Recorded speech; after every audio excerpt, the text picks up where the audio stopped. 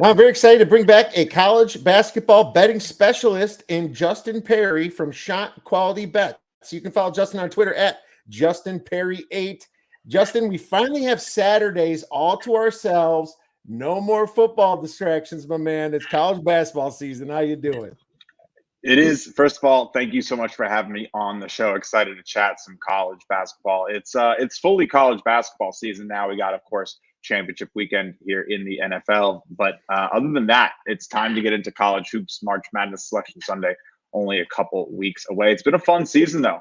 Shot Quality has been doing a lot of cool stuff. We've been doing a lot of great work live betting. So we could talk a little bit about that new data that we have, which is going to be fun. But really interesting season. Interested in your take on it. Obviously, a lot of moving pieces. Still got some remnants of COVID seniors and the transfer portal more active than ever. And, the rule changes. I don't know. How have you felt that the season's gone? For me, it's been like chaotic and a lot of ups and downs, but a fun one.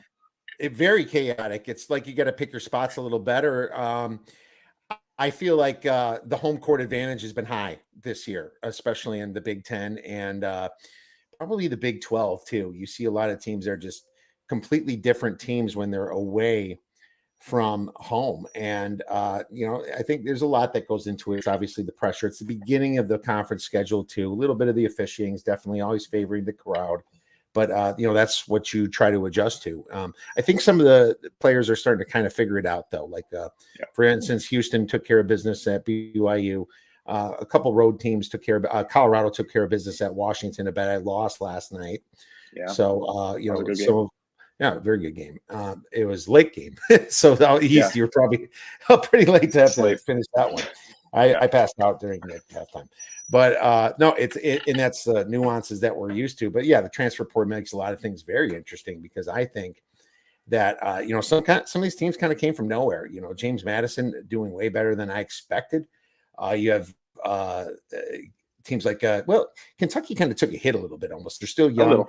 They're still very active, but I think they took a little bit of a hit because of it. But BYU certainly looking good. UConn is where they're supposed to be. North Carolina looking great. Auburn looking great. So, some of these, Tennessee's got a few guys, Kansas got a few guys. So it's going to be so interesting for the big dance, and I'm very excited for it. What about you? What are you thinking about some of the changes? Man, it's been really interesting. I mean, this is, I think, one of the most efficient scoring seasons we've ever seen. You can go take a look at some of those historic Ken Pom numbers. Non-steal turnovers are at their all-time low. So, we're not, those charges are gone, and it's leading to more points, leads to more free throws.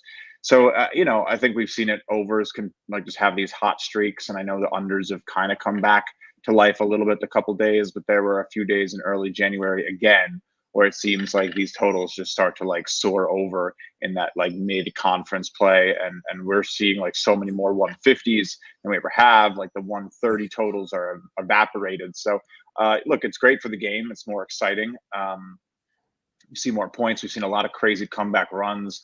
I mean, I think I lost a bet. I don't even remember who it was, but there was maybe it was Boise or something. They gave up a 19-0 run or a 23-3 run against. And it's, there's a lot of parity. It's really cool to go in and look at some of the data and just see how tightly packed the mid-majors are with each other in terms of the efficiency landscape. And we see the same stuff in shot quality. The mid curve is tight. And, you're talking about teams, a top 100 team, and then, a top 200 team. It's not exactly that huge of a difference, that middle 100 there, 360 something teams or whatever it is. But it's a lot of fun, but it leads to it being a very tough game to handicap. Lines are tight, and market movement has been confounding people all season from what I get the sense on Twitter. I mean, everyone jokes that they get good closing line value and they lose their pick. It's kind of it's interesting for sure. It feels a little bit more prevalent than in years past, I want to say. And we're seeing a lot of overtime games, and we're seeing a lot of big swings. And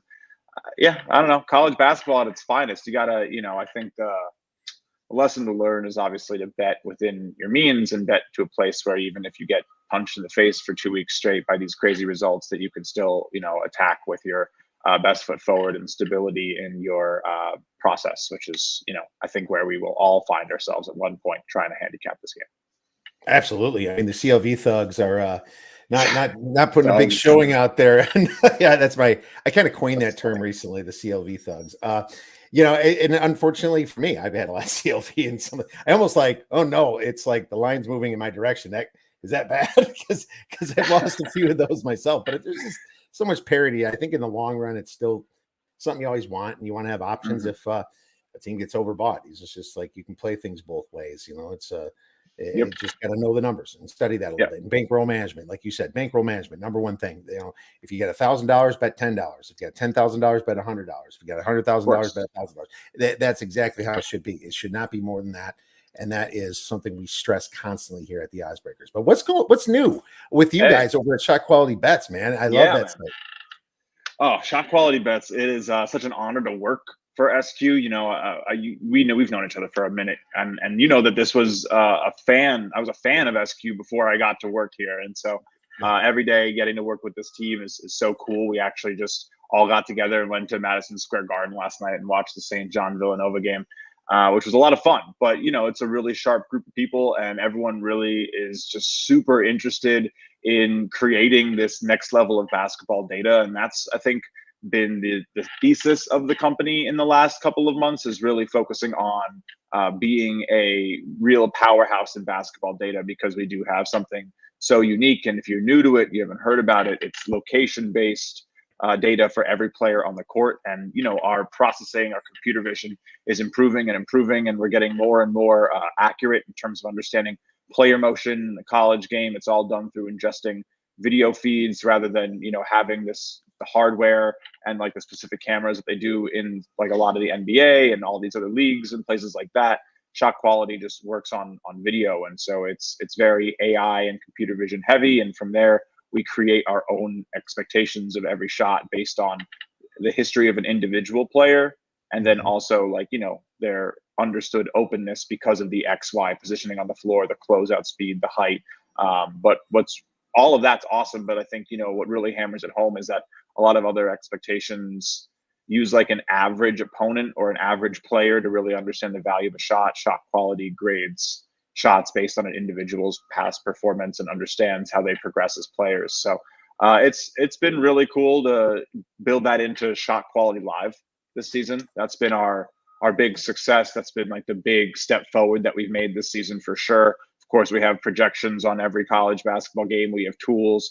We have, the expected scores after every game is done. But what we've done is we've built a live regression model so that we can score games as they're happening, usually sometimes faster than the ESPN app updates. We have some good latency. We're working on getting the speed faster and faster and faster, but processing games, getting expected scores. And then, we started our own show, basically just using that data, live betting every Tuesday and Thursday. We were having so much fun with it, literally sitting there being like, okay, this team's up 10, Shot Quality thinks they should be tied. Let's go bet on the other side, right? Like, let's go fade the team that's too hot. Let's go bet on the team that's colder than expected. Shot Quality helps you recognize those pretty quick, faster than I think anything else. And so you can, then start to draw your own conclusions, whether it's, oh, well, I like this team to stay hot, or I think this team bounces back from being cold.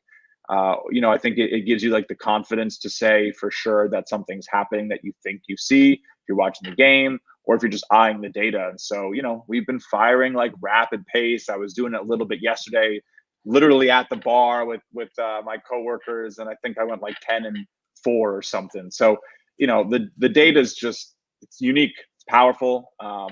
We definitely are excited about the edge we're able to provide, and it's a fun way to bet. I mean, I know we were talking right before we got on air about doing some live betting, and it's just so interactive, like waiting for your spot, trying to find a good point. Maybe they miss a couple open threes and you're like, all right, I can get in here for a lesser price than if they had hit them. And, if they continue to generate those good looks, they should eventually start to fall, right? And so that's the precipice with Shot Quality, and it's been very successful. And we have a couple of our contributors starting to use it a lot. They've been very successful. And, I like to think our team's sharp, but these results are just, I think the data is really what's driving them home. Nice. I mean, that's a great refresher for a lot of our listeners that's been here for a while, and a good introduction for our new listeners. It's an individual level, and then how it pertains to them select people as they play as a team. That's kind of how this data works. And that's why we love it so much. And that's great stuff. So Shot Quality Bets is the site. Make sure you guys check it out. Justin is a master. Reach out to Justin. He's more than happy to help you out through that, explain it, how to use it. And it's a dang good site out there. And I use it myself. You guys have I think the Odds Breakers is a promo code as well for you guys, right? Because you've been friends with Shot Quality for a while. So if you're watching, you want to get into it, make sure if you want to try it out, there's definitely a promo code for the Odds Breakers. And if it doesn't work, my Twitter handle's right there. Shoot me a DM. We can talk about it. We're doing some cool stuff. I'm going to have some walkthroughs soon, actually. So if you're interested in learning about it, like a little seminar type thing on like a Google call, just drop us a line. Shot Quality Bets, myself. I like to think it's the future. We'll see what happens in years to come, but I like where we're at. OB24 should be the promo code to get a percentage off, and I believe it's 20% off Shot Quality Bets subscription. So there you go. Make sure you guys check that out. Well, let's talk a little hoops, my man. I always love to talk about buying low, it's selling high. There's always some teams there you think that might have a little bit too much hype, and some teams that maybe it might have some value backing. So why don't you get started? Let's start with buy low. You have a team or two you want to talk about that we can buy low on.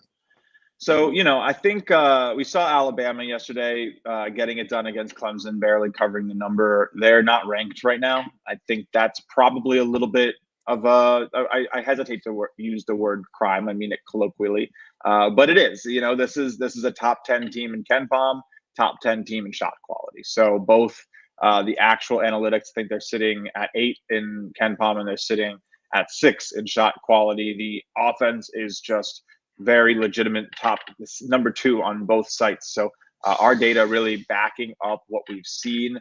I do think Alabama is going to be dangerous. They look good. A big win against Auburn for sure, defending home court.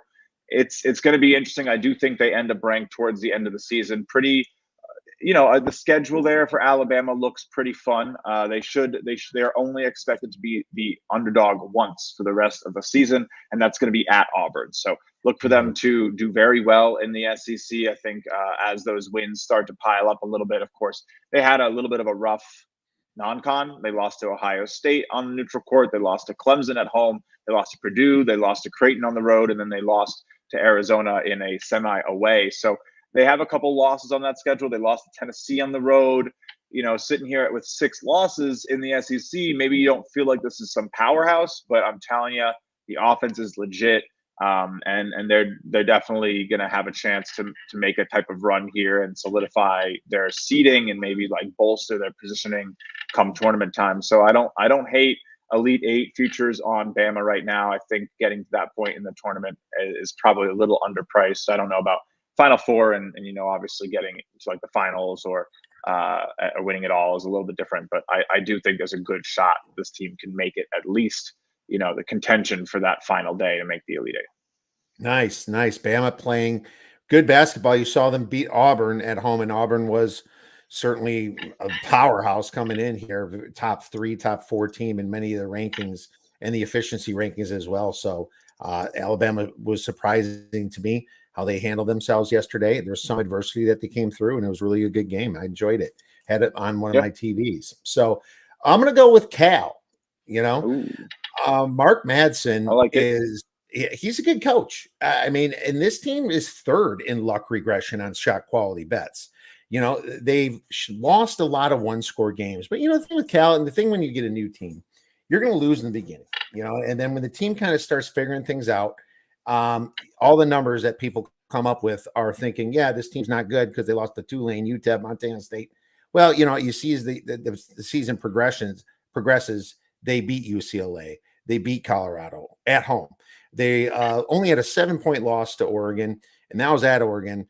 Washington was a close one-score game, and they just beat Wazoo, who's number 47 at home. I think there's going to continue to be value on them. I'm looking for them possibly tomorrow at home against Stanford, who I think Stanford might be a little bit fraudulent. So I'll be keying in on that line when that pops up a little bit later today. I love that one. 34th, 35th. A lot of ties on shot quality, so sometimes there's some rounding, but top 35, top 40 team in shot quality, rating currently right now at 121st in KenPom. So Mark Madsen's squad, definitely a little underrated. Nice little buy low, Pac-12. I like it. I like it. My other one was Florida. I don't know. Okay. I'm in the SEC right now, I guess, for these. It wasn't on purpose. Just another team that I think, in terms of what shot quality is seeing, they are definitely a little bit underrated. I think right now sitting at 13th in shot quality and, 35th on Ken Palm. So a decent discrepancy there. Not exactly as unlucky as what we see in maybe Cal, but definitely a little bit on the unluckier side. I do think that they have what it takes. The offense that looks really good. Another really strong SEC offense there that I think you could buy into in the second half of the season here. Going to have a few tough away games in Kentucky and A&M, but maybe after that, early mid-February is probably a nice time to get in on Florida. They'll finish up with a strong showing in the SEC. I think the back half of their schedule's pretty easy. They've already seen Tennessee on the road. They've already played Kentucky once. So it's going to be interesting. They were expected to beat Ole Miss on the road. That's a big one. They were expected to beat Tennessee. So again, some of those losses may be expected to go differently. If they did, what would you really think of this team? You'd probably pay the price you're getting right now, and that's kind of the way we like to look at it when we're thinking about shot quality records and things like that. Yeah, they got some big boys there. They're number 3 in offensive rebounding, and that's huge. Second chance points. They're great at it. Their shooting could just improve, and they play fast, a very fast pace. And they actually play decent defense. It's not like top defense, but they play some really good defense. And yeah, I mean, they have a pretty good record, but they're kind of under the radar. So I'm buying what you're selling on that one. I'm going to go with UCF. I still don't think they're getting the respect they deserve. And I look at Ken Palm because a lot of us bettors, well, just the market uses Ken Palm, right? It's just the popular one. But I think that's too low. I think that defense is so good and that rebounding is so good. That is exactly the reason why they're embarrassing folks. I believe they beat Kansas at home just recently, and then they just destroyed West Virginia, covered the spread. They beat Texas away. That was kind of a kicker too. I mean, these are some big names. And here's a big one for you. Only lost by 5 to BYU at home. Expected to win that game by 10 points. So you click into that one. UCF shot 3 of 18 on threes against BYU and only lost by 5. That's their worst performance from deep the entire season against BYU, and they still only lost by 5. No, the UCF definitely turning some heads. Really like that one. Good team to buy into in the Big 12. These newcomers are holding some ground. I've been really impressed, honestly. I have too. Texas has been shooting well lately. I put them on the maybe trending up here. I know they just had got those 2 wins. I feel like after their UCF loss, they kind of got it together. You saw the talent come through against the Oklahoma game, and I lost that bet. I was on Oklahoma, so it was just one of those days. But Texas, they got the talent there, and they're finally kind of coming together. They're just hot right now. I'm hoping to catch them on the upswing. You never want to hit them on the downswing. So I think there's still 2 more games or so you'll catch them here on the upswings. But let's talk about sell high now. Let's talk about some teams that might be overvalued in the marketplace. I'll let you go first. Yeah, my pleasure. I got 2 on my sell high list. The first one is going to be Illinois, the Illini. Maybe I'm a night late on this, coming off of the Northwestern loss in OT. They've done well. I'm not saying they're like outside of the top 50. Shot quality is going to put them, I believe. Let me make sure I have this right. I don't want to botch the rankings. Shot quality has them at 19. So they're still a top 20 team, but they're looked at as a top 10 team. And that's a little bit of a difference, especially when you're looking at going into hostile territories, things like that. So look, Illinois, they're going to be good. And they were actually expected to win the Northwestern game, but there's been a couple fluky wins. They beat Michigan State. That was not expected to be a win. They beat FAU. That was not expected to be a win. And then a lot more of their games have been expected to be a lot closer which is, something that we don't really talk about as much with SQ. We talk a lot about, oh, this team was expected to win and they lost, but it's just as important that they were expected to score a lot less or a lot more points, right? Like if you lost by 20, but you were expected to lose by 5, that's a very different result when you're evaluating a future of a team's performance and the predictability and all these things. So, look, I don't want to sit here and say, oh, sell on Illinois. I think it's more like don't buy. The price is probably pretty good. I would definitely hesitate. The defense has been great. The shot selection that they force opponents into has been really good. But there's definitely some worries. They're not forcing enough turnovers on defense. The spacing they allow, isn't really good on offense. Definitely too low for what you want to see. So we'll see how they progress. They do a good job in terms of getting into like good catch and shoot threes and all that type of stuff. But Illinois is not a buy. I would say not exactly a sell high, but I'm not putting more money if I have Illinois. I'm happy with where I'm at, and if I'm like I'm holding futures on them to win the Big Ten or something, I'm maybe looking to get in on other teams to hedge my bet at this point. No, I and see probably that. Before last night. You would hope I was on the show 24 hours ago saying fade Illini, but yeah, the results already come in a little. I still think they're still high in Ken Palm. They're still high in Ken Palm. Yeah, they are. And it'll be, I think they could lose to Ohio State at Ohio State, given how good OSU is at home, which is, I believe, like a Tuesday game next week. So we'll see how that goes. They got a big, Indiana's coming to town. They'll probably beat Indiana coming off the loss on Saturday. And then I think they go to Ohio State and lose. But they might only be like a 1-point dog in that game, So we'll probably 2.5. But I would still fade them on the road against Ohio State. I would fade them on the road against Michigan State. And even when they go to Maryland, who has maybe one of the best defenses in the Big Ten, there's a stretch right now with a bunch of away games coming up for Illinois where I think they will struggle to cover the spread. Yeah, Ohio State could be kind of a buy low team now that you're mentioning that too. Yep. No, that's a great spot. And Terrence Shannon's back, but still the distraction of his charges and everything is going to overwhelm them at some point. So it could come in a factor. But yeah, Illinois is a really good team, just a little bit high possibly in the marketplace. So I'm going to go with Princeton. So going back to shot quality, they're the third luckiest team on shot quality, and they have 3 away games in a row. So are you buying that they're the 51st best team on Ken Palm? It's pretty high. That's a tough one. Kind of, I want to say they've been real. I maybe not 50, but yeah, I think they're around like that 75. I know shot quality probably has them a little bit closer, like 80, 90, I would guess. But interesting team, interesting mid-major, definitely a potent team for sure. Yeah, for sure. I'm going to look up to see where you guys have them too. I think it's 80. I just looked, it's 89. 89. Okay, so there you go. There's a big difference between Ken Palm and shot quality for them. I mean, their best win wasn't even a top 100 Ken Palm team. It was Drexel at home, and they're 15-1. So the bettors have been all over them. But now they're going to go face Cornell, who is the other team that's pretty legit in the Ivy League. So that I'm circling to back Cornell in this spot. Cornell ranks 109th on Ken Palm. Princeton ranks 51st. I'm guessing that this is going to be close to a pick'em line.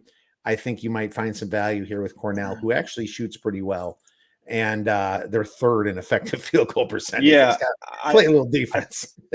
I think what's interesting here for Princeton is that they have a pretty good. They started off the season with some nice road wins. They beat Rutgers on neutral. They beat Duquesne on the road. They beat Hofstra on the road. But Duquesne currently sitting at 104. People thought they were ranked 77 when they were playing Princeton, and so they've really fallen off, right? So that win looks a little different than it did early in the season. And Rutgers, when they played Princeton, was ranked 59th, and now Rutgers is ranked 95th in Ken Palm. So these wins that Princeton had are against teams that have fallen, 20 spots. These might not even be like, B level wins by the time the season's over if those teams continue to struggle. So maybe a little bit kind of fraudulent here for the Princeton schedule, because they lost to St. Joe's on the road. That was maybe the one real test that they've had. And then other than those three teams I just listed, like only a few teams inside the top 200. And that's Furman and Drexel. And like you said, they've only beat Furman by 1 point at home.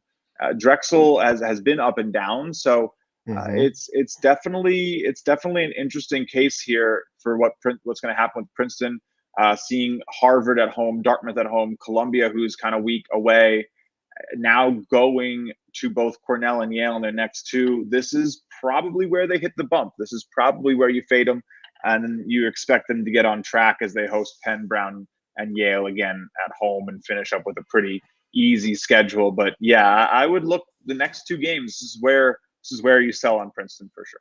Absolutely. So my last one, San Diego State. I think that nice. 21st or 22nd on Ken Palm, 41st on shot quality. They just don't shoot the ball well, and they don't have some of the same guys with that Final Four trip that they made it last year. Now, they're good they're well coached, but the Mountain West is now, I would say, a little bit better with some of the teams hitting their shots. And I'm not sure if I want to fade them at home, but San Diego State is a fade team when they're on the road for sure. They're going to have Colorado State on Tuesday on the road. And, people are going to think this is more of a pick 'em. 3. I would lay up to 4.5 myself on Colorado State. I just think that San Diego State ranking 272nd in adjusted 3-point percentage. It's 86th in 2-point percentage. They don't do anything terrible besides shooting the 3, but it's not like that defense sucks you up quite as much as it did in the years past. So, and they get credit for that. I think still there's usually like a stickiness, and it's not like it's crazy. I'm not talking like 4 or 5 points, but one extra point of love from the priors that maybe isn't as prevalent as it might have been in terms of how things are fading out or what the public perception is in terms of their defense. The books position themselves wisely, and it's not, it's not an exact science. I wish, but yeah, no, I think that's a good sell high. My other one was New Mexico. Okay. I thought New Mexico sitting, I think, as a top 25 Ken Palm team right now. Yeah, 24 Mountain West. I know they get a lot of respect. This conference is, essentially the 7th power conference at this point in college basketball. It's a big step from everything else to Mountain West and then into the Power 6, Power 5, whatever you want. A lot of debate, of course. Yeah. But it's Mountain West right there, and then you step up to like Pac-12, ACC, Big 10, Southeast, Big East, Big 12. But like that jump, the next conference under the Mountain West is probably the American or the Atlantic 10, Missouri Valley. Like all those are a significant step under. So I do really like the Mountain West. It's probably one of the most fun mid-major conferences, if you still call it that. But yeah, New Mexico riding hot, man. Like doing really well. Some nice away wins against Air Force and San Jose State, which we know are not exactly easy to come by in this conference. Beat San Diego State, who you said, is maybe a little sell high-y. So could that be both of them then, right? If the win is on a sell high team, does that mean that win is also a sell high? Yes, I think so. So, New Mexico's sitting, I believe, let me just make sure, New Mexico, 39th in shot quality. So a decent amount down, record 15-3, shot quality record 13-5. Expected to have a few of these, losses or their wins go the other way. Most recently, the Utah State win at home was expected to be a loss. I think that, when that happens against a good Utah State team, you want to kind of investigate. New Mexico shot 76% at the rim, and they only missed one free throw the whole night. So the other way, Utah State got a little unlucky. So I don't know. I think that there's reason coming into this next little home stand against Nevada and Boise. They could drop one of those games. They'll probably be favored by like 4, 5, 6 points in each of them. I think you might be able to take the money line against New Mexico in both those games and expect them to go 1-1 and maybe make a little profit. Wouldn't shock me at all. Oh, for sure. They're going to be big favorites. You're going to be plus Yeah. 250, something like that. So not a bad idea. Looking at those two games, two money lines, probably get one of them. Yeah, it's great stuff. I'm a big Nelly Jr. Joseph fan. I am I'm a big Mac guy coming from the Rick Pitino team. But yeah, no, I think this is exactly the time, late January. They've strung together 4 wins in conference.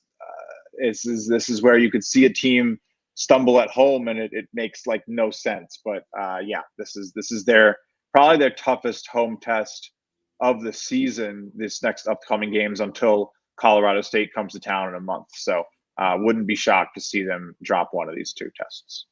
All right, well there you go. They got a little too high on the spectrum out. So real quick, give us a sleeper for the NCAA tournament to make some noise. Texas A&M. Stay in my SEC, man. I think this is I clearly think this is an underrated conference. My 3 buy-low teams were Florida, Bama, A&M.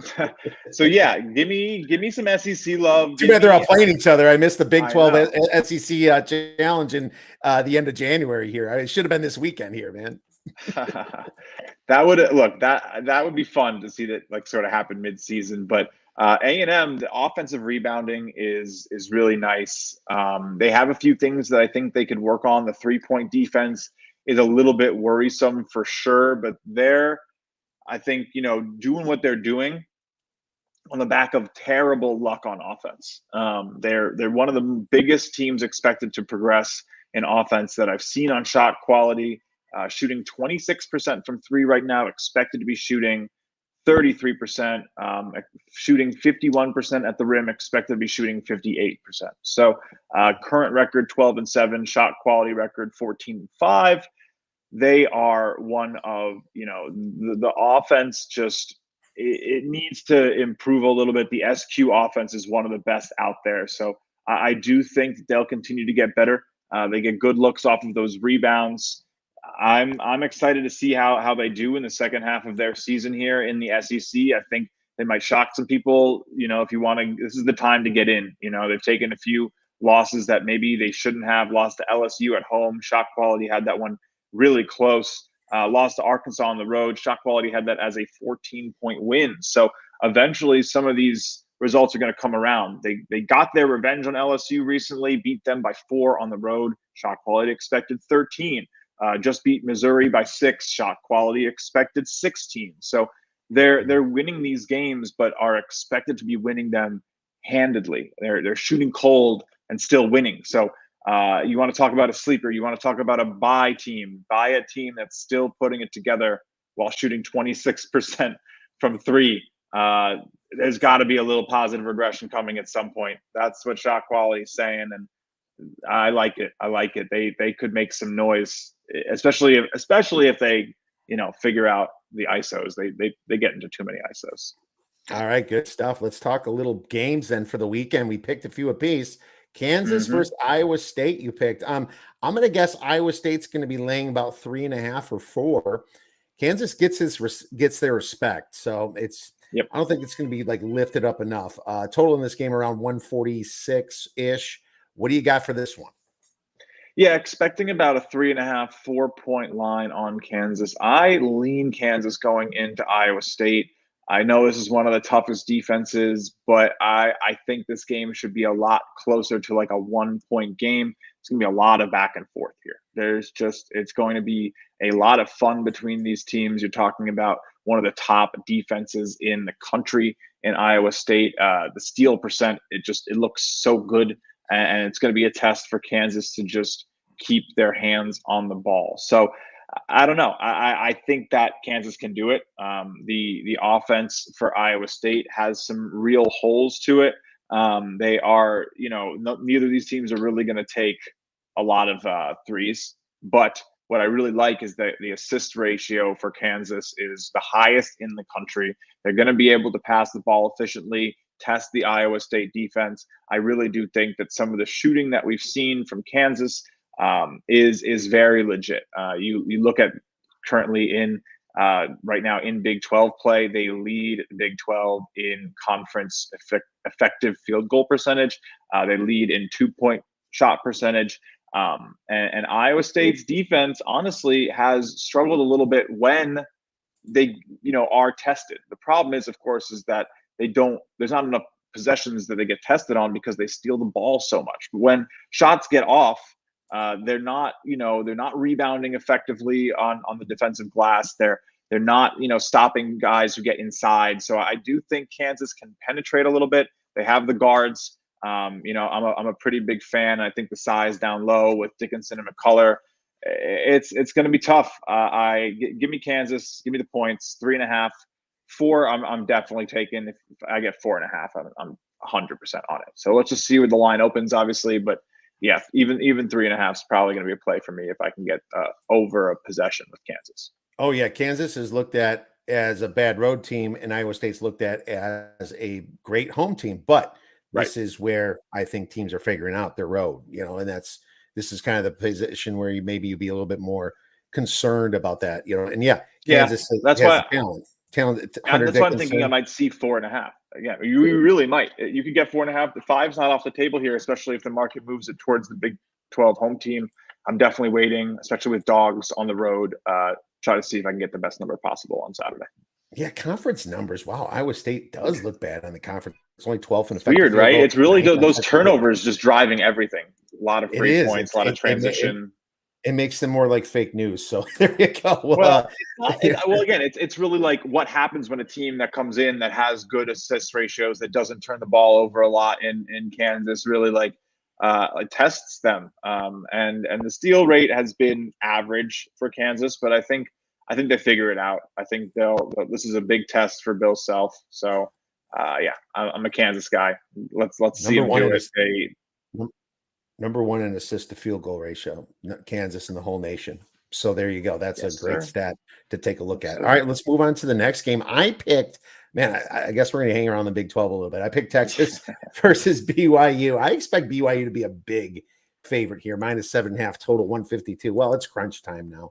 Texas knows it, and I think BYU is a great home court too, and they were vulnerable a little bit when they played a great defense like Houston. Houston's ball pressure got to them. They're just chucking up threes, and they should have probably hit more. And I thought BYU probably should have won that game. I was on BYU. It was a tough beat for me. That hook and hold that happened at the end, that was not called a hook and hold. It was called it on and they reviewed it, but they couldn't see it.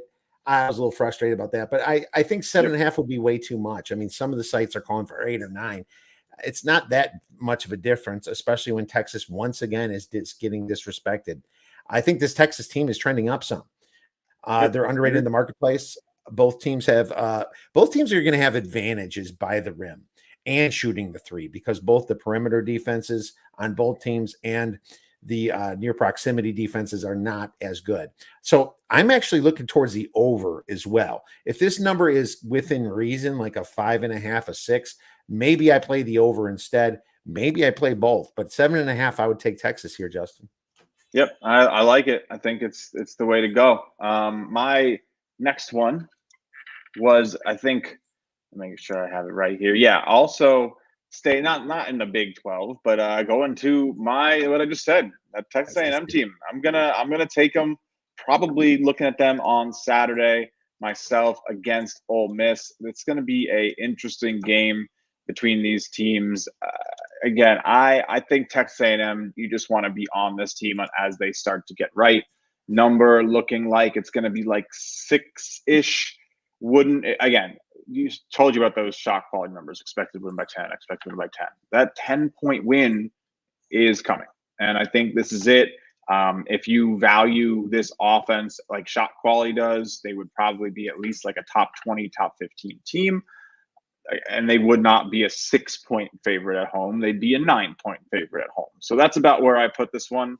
I think, again, that double-digit win is very possible here for Texas A&M. Start to figure it out a little bit.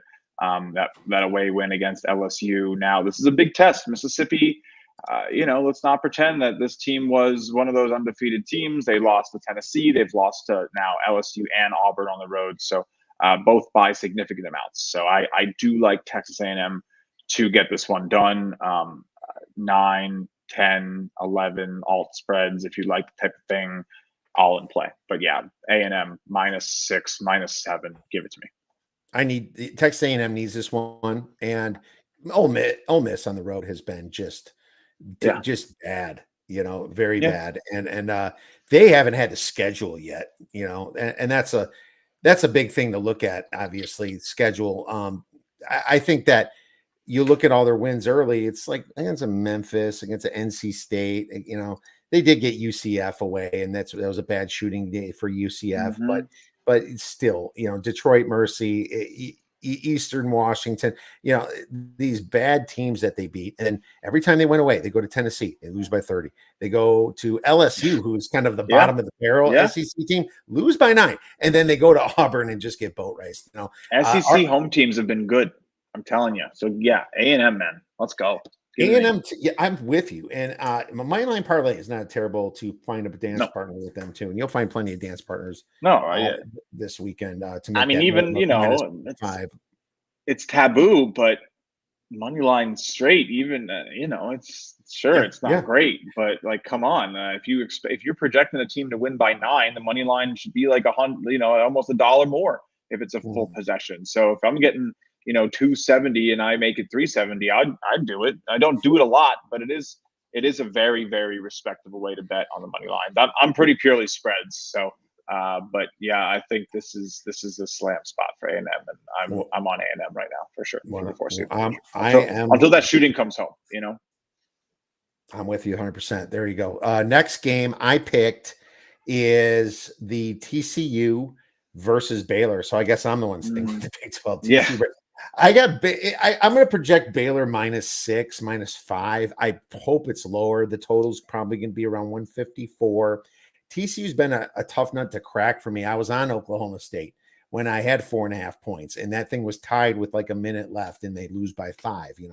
It was just for Oklahoma State.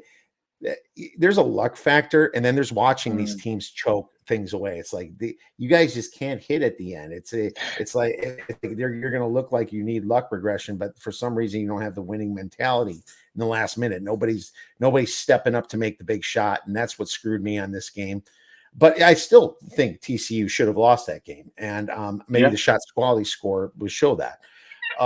Baylor, sleeping giant, I feel. 6th in home road splits. They you see how good Cryer looked? Yeah. LJ? Yeah. They're definitely regretting that. But anyway. For sure. Whew.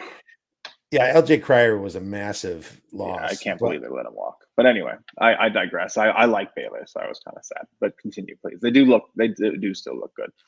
Yeah, they still have a good coach in Scott Drew, a championship winning coach, and they're off 2 losses here. This is a big game for them.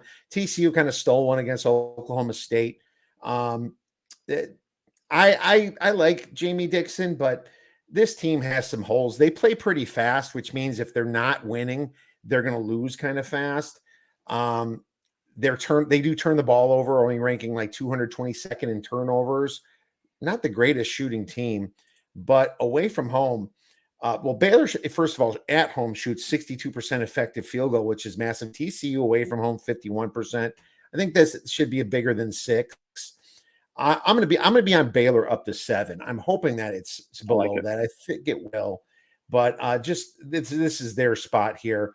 And you know what? And if this gets on a hand, pay them with Texas A&M. There's your dance partner right there. That'll get you to -110, right? So perfect. Yeah, no, I like it. My last game that I was checking out was going on Sunday. Quinnipiac Fairfield, and again, this game really does depend on how today goes. Quinnipiac playing Mount St. Mary's, but if Quinnipiac gets slowed up and Mount St. Mary's makes their life difficult, I think you can get a really favorable line with them going to Fairfield on Sunday. Fairfield been running hot. And making kind of mincemeat of some of the lower teams in the MAAC. I think Quinnipiac, showing that they might be that team in this conference. It's definitely going to be tough. I don't exactly think they're winning it all when it comes down to Atlantic City, but they're definitely going to give this Fairfield team a little bit of a run. Beating Iona was a big deal. I think they've won 6 straight in conference. They opened with a loss in Buffalo, which is one of the toughest things in MAAC play, is going up. Most teams usually do Canisius and Niagara on a Friday Sunday split, and then that's it. That's like their tough road trip of the year, and so they did that early in the season, like this like mid-range window in December, early December, and now they're back into conference play. They haven't lost a game, so they've beaten Ryder, Manhattan, Marist, Siena, Iona, and Iona at home, a big win. Seriously, Iona looking like they still could be champ repeats, but again, at home against Mount St. Mary's today, then going to Fairfield. I think they can, if you get like plus points on Quinnipiac, if I can get like plus 3.5, I make that game a lot more of like a pick 'em for Quinnipiac. So give me that line against Fairfield on Sunday for one of those, that light day with some action. All right, love it, man. The Metro Atlantic Fridays and Sundays, man. That's my favorite. What we're looking at. I love it. No, if anyone knows that conference, it's you. You live right smack dab out there. So I'll be looking at Quinnipiac for sure on that day.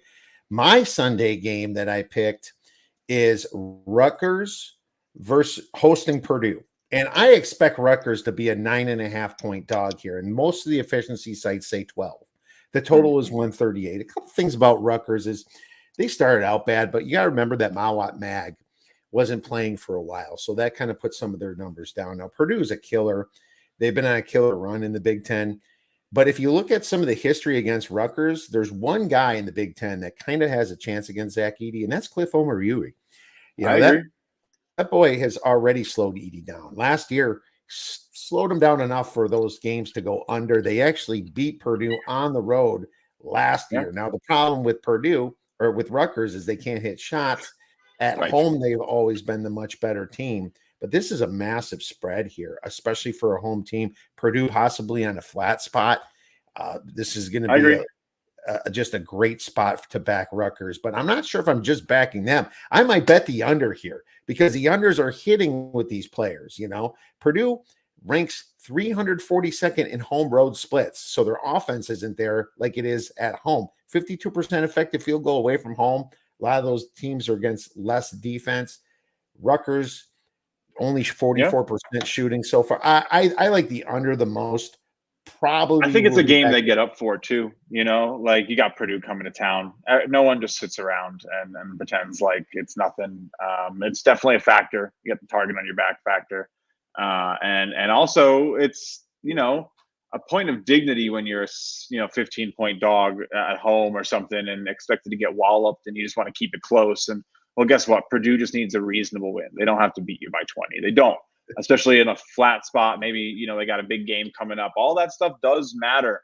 I like a home dog with big points for sure, fighting tough in their own building.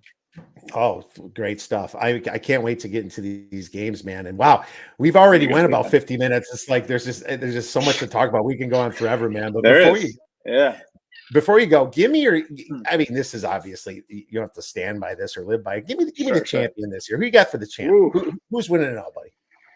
Oh, man. I think if you put your money on a team that's, you know, Arizona, Purdue, you know, Houston, those are my three. I do think those are the ones to beat. I really think Houston can get over the hump this year. I feel like we were just a little early on them last year. Arizona, I don't know what's up with that program, but I cannot trust them come time. It's hard. I mean, but the guard play is really elevated this year. And then it could just be Purdue's time. Like, you know, they've expanded the team's abilities a little bit. They have shooters now, so it's not just fully dependent on Edey. This floor is a lot better spaced.